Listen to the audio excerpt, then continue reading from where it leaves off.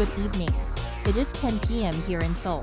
I'm Adi, the AI anchor with the headline news. Thursday marks the last day for the resident doctors in the country, who've left their posts in hospitals in protest of the medical school enrollment quota increase, to return to duty without bearing legal liabilities. Beginning in March, the government will begin administrative and judicial procedures for those who don't. Second Vice Health Minister Peninsula has previously warned that the ministry will quote follow the laws and principles, according to the current Medical Service Act, to penalize medical professionals not complying with the government's order to return to work.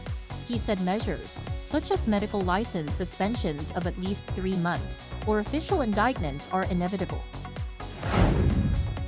President Yoon pledged support for building a digital tech ecosystem between South Korean firms and Meta, as he met with the firm's CEO Mark Zuckerberg on Thursday morning.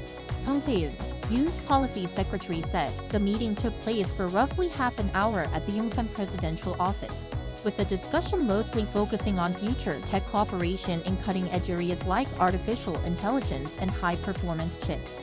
As the use of AI continues to proliferate in diverse areas of digital technology, Yoon said, South Korea is prepared to back cooperation between Meta and local firms, emphasizing South Korea's dominant position in the global memory chip market, Samsung Electronics' expansion in foundries, as well as crucial hardware technologies for metaverse platforms.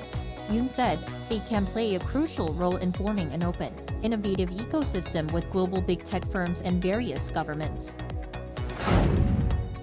Ukrainian President Volodymyr Zelenskyy on Wednesday visited the Balkan Peninsula for the first time since the outbreak of the Ukraine war, where he asked for military support from leaders of countries in the region.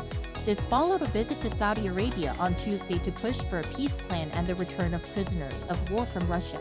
Meanwhile, at the European Parliament, EU President Ursula von der Leyen proposed using profits from frozen Russian assets to buy military supplies for Ukraine.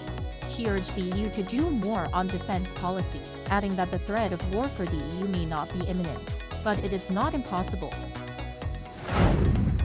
The government announced on Thursday its largest on-record funding for official development assistance this year.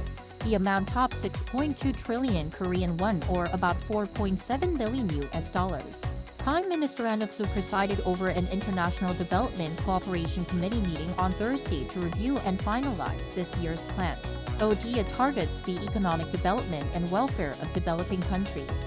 Prime Minister Han said the largest ODA funding set aside this year is to fulfill role and responsibilities of a global pivotal state, a visionary concept of the country articulated by the Yoon government. Billboard has unveiled its first Billboard K-Pop Artist 100 list based on their success on the main charts throughout 2023. Jungkook of BTS secured the top spot for his outstanding achievements, notably his solo debut single 7. The list was unveiled on Tuesday, local time, to commemorate the upcoming launch of Billboard Korea at an event in Seoul, featuring many of the listed artists.